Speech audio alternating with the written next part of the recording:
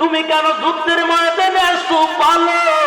সাদ চোখের পানি ছেড়ে দিয়া বলে, নবী আমার, আপনি যুদ্ধের ময়দানে মার খাবেন আর আমি সাদ বিবি নিয়ে আনন্দ করবো, এটা হতে পারে না।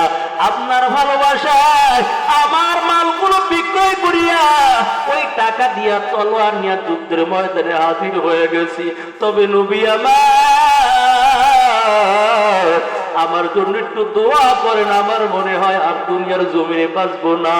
আল্লাহর পয়গম্বর সাদের মাথাটা নবীজির রানের মধ্যে রেখে দিল, আর নবীজির রানের মধ্যে মাথাটা রাখার পর আমার নবী সাদের দিকে তাকাইয়া তাকাইয়া কাঁদে।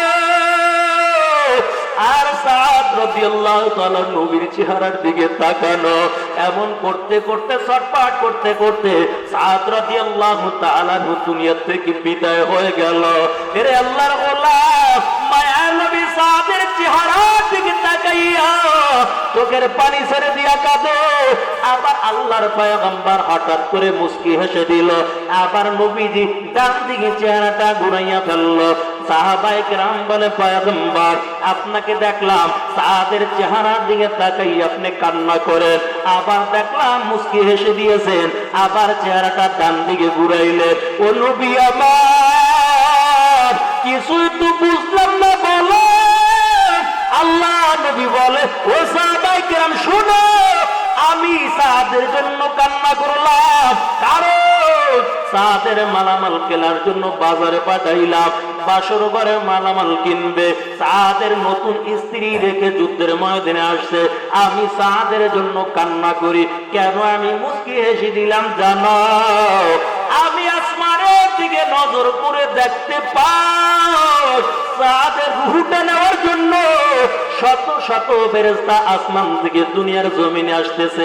কে কার আগে রূহটা নিয়ে তাড়াতাড়ি আল্লাহর কাছে হাজির হইবে, এই জন্য আসমান থেকে হাজার হাজার ফেরেশতা জমিনের মধ্যে নাজিল হইতেছে। আমি দেখিয়া মুস্কি হেসে দিলাম। সাহাবায়ে কেরাম বলে, নবী আমার, কেন আপনি সাদের থেকে ডান দিকে চেহারা ঘুরাইলেন? আল্লাহর পয়গম্বর বলে, ও সাহাবায়ে কেরাম শুনো, এই জন্য সাদের থেকে আমার চেহারাটা ঘুরাইলাম, তার একমাত্র কারণ আমি নবী নজর করে দেখতে পাই যখন সাদের রূহটা নিয়ে আসমানে চলে গেল, জান্নাতের গেটের সামনে যখন রূহটা নিয়ে চলে গেল, জান্নাতের হুরগুলো এমন ভাবে সাদের দিকে দৌড় শুরু করলো, তাড়াতাড়ি সাদকে স্বাগতম জানানোর জন্য এমন ভাবে দৌড় শুরু করলো, কারো কাপড়গুলো আঁটুর উপরে চলে আসছে। আমি নবী দেখে বড় লজ্জা ভাই, এই জন্য আমি আস্তে করে চেহারাটা ডান দিকে ঘুরাইলাম। আশকারা মিল্লাত মাযহাব জুদাস, আশকারা মিল্লাত মাযহাব খুদাস, মিয়ানে আশিক মাশুক রামজিস, কিরামান কাতিবিন দাহাম খবর নিস।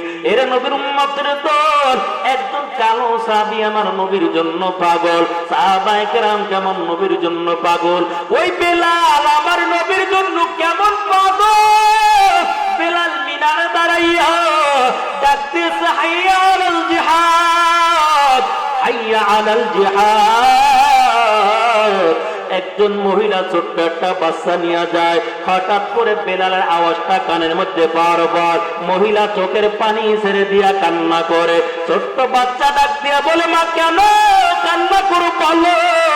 ওই মা বলেন, সন্তান তোমার কাছে বলে আর কি লাভ হবে? কোন লাভ হবে না।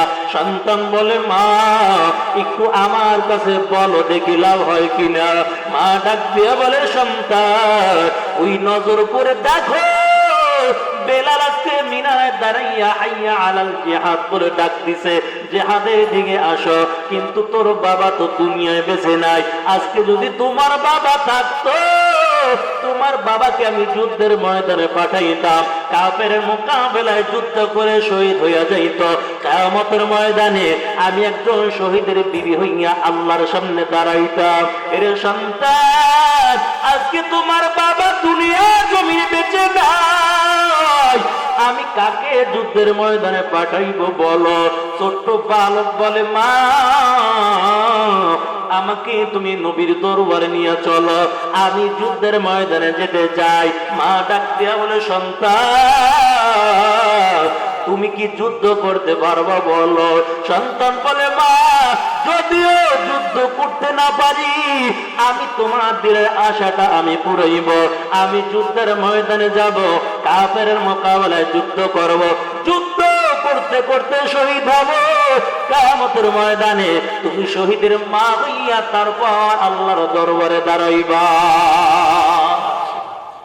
এরে নবীর উম্মতের দল, ছোট্ট সন্তানকে মা কোলে করিয়া ওই মসজিদের নববীতে চলে যায়। নজর করে দেখতে পায় শত শত সাহাবী লাইনের মধ্যে দাঁড়ানো, আল্লাহর নবীর নামগুলো লিখতেছে, কে যুদ্ধের ময়দানে যাইবা? আবু বকর বলে, লাব্বাইক হুজুর, আমি যুদ্ধের ময়দানে যাব। ওমর বলে, পয়গম্বর আমি যুদ্ধের ময়দানে যাব। একের পর এক নামগুলো লিখতেছে। আর একজন সাহাবী বলে, নবী আমার মা বড় অসুস্থ, আমিও যুদ্ধের ময়দানে যেতে চাই। আল্লাহর নবী বলে, না না ওরে সাহাবী, তুমি বাড়ি চলে যাও, তোমার মায়ের সেবা করো, মায়ের সেবা করো, তোমার যুদ্ধের ময়দানে যাওয়া লাগবে না। ওই সাহাবী বাড়িতে চলে গেল মায়ের সেবা যত্ন করার জন্য। আবার নবী বলে, কে যুদ্ধের ময়দানে যাইবা? একের পর এক নামগুলো লিখতেছে। ওই মহিলা ছোট্ট বাচ্চাকে কোলে করার পর লাইনের মধ্যে দাঁড়াইয়া গেল। হঠাৎ করে একজন সাহাবী ডেকে বলে, ও মহিলা, কেন তুমি লাইনে দাঁড়াইছো? এই যুদ্ধের ময়দানে নবী কোন মহিলাদেরকে নিবেন না। মহিলা ডেকে বলে, আমি যুদ্ধের ময়দানে যাব না, আমার সন্তানকে যুদ্ধের ময়দানে পাঠাইব। আবার সাহাবী ডাক দিয়া বলে, আমার নবী নাবালেগ সন্তানকে যুদ্ধের ময়দানে নিবে না। মহিলা বলে, আমার বড় কোনো সন্তান নাই। বেলালের কণ্ঠের আওয়াজ পর পর আমার এই ছোট্ট বাচ্চাটাকে নিয়ে হাজির হয়ে গেলাম। মহিলাকে বারবার বলে, তুমি লাইনের থেকে চলে যাও। মহিলা বলে, না না, আমি লাইনে দাঁড়াইব, আমার সন্তানকে যুদ্ধের ময়দানে পাঠাইব। এরে আল্লাহর গোলাম, হঠাৎ করে চেঁচামেচির আওয়াজ। আল্লাহর নবী বলে, কিসের এত শব্দ? হঠাৎ করে সাহাবায়ে কেরাম বলে, পয়গম্বর একজন মহিলা ছোট্ট বাচ্চা নিয়ে লাইনের মধ্যে দাঁড়াইছে, তার সন্তান যুদ্ধে পাঠাবে। আল্লাহর নবী বলে, আমার কাছে হাজির করো। নবীর সামনে যখন হাজির করা হয়, মায়ের নবী ডেকে বলে, ও মহিলা শুনো, আমি যুদ্ধের ময়দানে কোনো মহিলাদেরকে নিব না, আমার ছোট্ট নাবালেগ সন্তানকে পাঠাইব। রাসূল বলে, না না, তোমার এই নাবালেগ সন্তানকেও যুদ্ধের ময়দানে নিব না, যাও তুমি নিয়ে বাড়ি চলে যাও। মহিলা দাঁড়াইয়া দাঁড়াইয়া কাঁদে, আর ছোট্ট বাচ্চাও দাঁড়াইয়া দাঁড়াইয়া কাঁদে। কয়, নবী আমার, আমি এসেছিলাম বড় আশা করিয়া, আমি যুদ্ধের ময়দানে যাব, শহীদ হয়ে যাব। আল্লাহর নবী বলে, না না, আমি নাবালেগ সন্তানকে যুদ্ধের ময়দানে নিব না। এরে আল্লাহর গোলাম, মহিলা চোখের পানি ছেড়ে দিয়া কান্না করে। আল্লাহ রাসূল বলেন, তোমার সন্তানকে যুদ্ধে পাঠাইবা, তোমার সন্তান তো তলোয়ার ধরতে পারবে না, তোমার সন্তান তো যুদ্ধ করতে পারবে না। মহিলা চোখের পানি ছেড়ে দিয়া কাঁদে আর বলে, নবী আমার, আমিও জানি আমার সন্তান যুদ্ধ করতে পারবে না, আমিও জানি আমার সন্তান ঢাল ধরতে পারবে না, তবে আপনার নবীর গায়ের দিকে যখন কাফেরের দল তীরগুলো মারতে থাকবে, ওই তীরগুলো যেদিক থেকে আসবে আমার সন্তানের বুকটা আপনি ওদিকেই পেতে দিবেন। আমার সন্তানের কলিজার মধ্যে তীরের আঘাত লাগবে, তারপর আপনার নবীর গায়ের মধ্যে যেন আঘাতটা না পড়ে, কারণ দুনিয়ার মধ্যে সবচাইতে আপনি নবীকে আমি ভালোবাসি, ও পয়গম্বর, এই জন্য আমার সন্তানকে যুদ্ধের ময়দানে দিতে চাই। নবী বলে, না না, তুমি তাকে নিয়ে বাড়ি চলে যাও।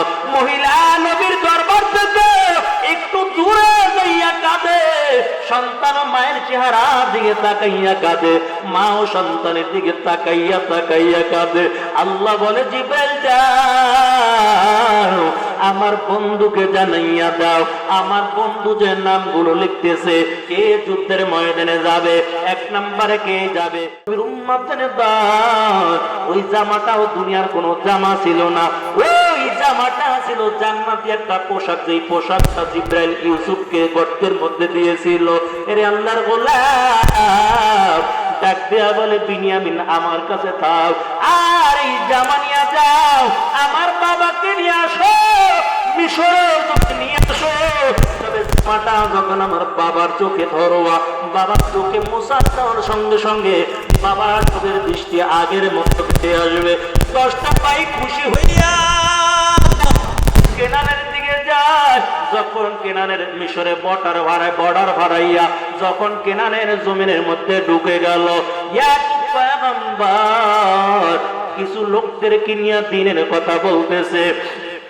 হঠাৎ করে ইয়াকুব পয়গম্বর দাঁড়ায়, লোকেরা বলে কেন আপনি দাঁড়াইলেন? ইয়াকুব নবী ডাক দিয়া কয় আমার ইউসুফের ঘেরান আমার নাক থেকে পাইতেছি, দেখ আমার ইউসুফ কই, আমার ইউসুফের ঘেরান তো আমার নাক থেকে আমি পাই। লোকেরা আপনি কি পাগল হয়ে গেছেন নাকি বলে? ইউসুফ তো 35 বছর আগে ইউসুফকে হারাইছে, এখন ইউসুফ কই থেকে আসবে? ওদিক থেকে ইয়াকুব পয়গম্বর দুইটা চোখে দেখে না, হাত দুইটা তারার একটু নজর করে দেখ, আমার নাক থেকে তো আমার ইউসুফের আমার গেরান পাইতেছি। নেরে আল্লাহর গোলাম ভাইরা জামা নিয়ে যত কাছে যায় তত নাকে থেকে ইউসুফের গেরানটা ভাই। যখন বাড়ির দিকে ঢুকলো তখন ইয়াকুব পয়গম্বর হাউমাউ করে কান্না শুরু করলো, কয় তোরা একটু ভালো করে নজর দে, আমার মনে হয় ইউসুফ বুঝে আমার সামনে দাঁড়ানো, একটু নজর করে দেখো। এরে আল্লাহর গোলাম ওই 10টা ভাই জামানিয়া ইয়াকুব পয়গম্বরের সামনে দাঁড়াইয়া যায়, আব্বা যান আমরা আবারও অন্যায় করেছি, ইউসুফ তো আজকে মিশরের জমিনের মধ্যে খাদ্যমন্ত্রী, ধরে ইউসুফ জামাটা দিয়েছে, এই জামাটা আপনি চোখের মধ্যে লাগান, আপনার চোখের দৃষ্টি আগের মতো ভালো হয়ে যাবে। যখন জামাটা চোখের মধ্যে লাগায় ইয়াকুব নবীর চক্ষু দুইটা আগের মতো ভালো হয়ে যায়। ইয়াকুব নবীর চক্ষু যখন ভালো হয়ে গেল তাড়াতাড়ি ওই মিশরের জমিনের দিকে দৌড়ায়, আমার ইউসুফ কই, ইউসুফকে একটা বার আমি দেখবো। ইয়াকুব পয়গম্বর তো বড় বুড়া হয়ে গেছে, চলতেছে পা চলতে চলতে যখন কেনানের জমিনটা পার হইয়া কেনানের বর্ডার পার হইয়া যখন মিশরের মধ্যে ঢুকে যায়, মিশরের মধ্যে ঢোকার পর ইউসুফ নবীরা সিংহাসনে যাওয়ার আগে আগে বড় একটা পাহাড় ছিল, ইয়াকুব নবী দৌড়াইয়া পাহাড়ের উপর উঠে গেছে। 10 ভাই পিছে পিছে দৌড়ায়, আর ভাবে আব্বা যান আপনি আস্তে আস্তে যান। ইয়াকুব নবী কয় না, আমার ইউসুফকে আমি একটু দেখবো, ইউসুফের জন্য তো আমি বড় পাগল। তাড়াতাড়ি পাহাড়ের উপর উঠে যায়, যখন পাহাড়ের উপর উঠে গেল ইউসুফ নবী দূরের থেকে নজর করে দেখে তার পুরা বাবা দৌড়াইতেছে। ইউসুফ নবীও তার সিংহাসন ছাইরা বাবার দিকে দৌড়ায়। ইয়াকুব নবীও ইউসুফকে দেখতে পায়, ইয়াকুব সামনের দিকে দৌড়ায়, ইউসুফ নবীও সামনের দিকে দৌড়ায়। কিতাবের মধ্যে লেখে এই পাহাড় থেকে নামার সময় 10 থেকে 12 বার উল্টি খাইয়া তারপরে পড়েছে, তারপর পড়ার পর আবার উইটা আবার তাড়াতাড়ি সামনের দিকে দৌড়ায়। যখন ইউসুফের কাছে চলে যায় ইউসুফকে বুকের মধ্যে জড়াইয়া 2টা গালে চুম্বন দেয়, আর বুকের মধ্যে মধ্যে জড়াইয়া ধরে বলে, বাবা আজকে 35 বছর তোকে আমি দেখি না, তোর জন্য কান্না করতে করতে আমার চক্ষু দুইটা অন্ধ হয়ে গেছিল। এমন করে করে সন্তান বাবাকে জড়াইয়া কাঁদে, বাবাও সন্তানকে জড়াইয়া কাঁদে।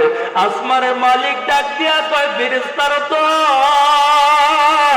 একটু নজর করে দেখো, ইয়াকুব 35 বছর পর তার সন্তানকে পাইয়া যেমন খুশি হয়ে গেছে, ইউসুফ নবীও 35 বছর পর তার বাবাকে যাইয়া যেমন খুশি হয়েছে। আবার একটা গুনাহগার বান্দা যখন গুনাহ থেকে তওবা করে আমি আল্লাহর দিকে ফিরে আসে, এর চেয়েও বেশি আমি আল্লাহ তখন খুশি হয়ে যাই। রব্বানা যালামনা আনফুসানা ওয়া ইল্লাম তাগফির লানা ওয়া তারহামনা লানাকুনান্না মিনাল খাসিরিন। রব্বিরহামহু